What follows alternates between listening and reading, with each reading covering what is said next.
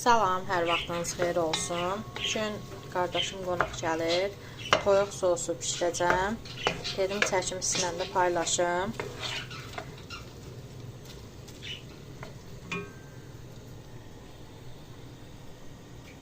Mağazadan alınma toyuqdur. Pomidorlu, biberli eləyirəm.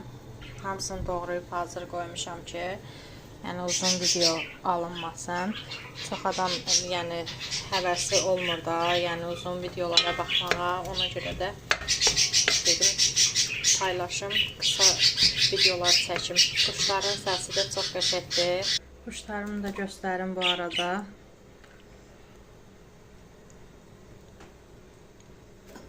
Birinci dedim toyuq sosunu bişirim, sonra toyuq ətindən bilinç hazırlayacağam.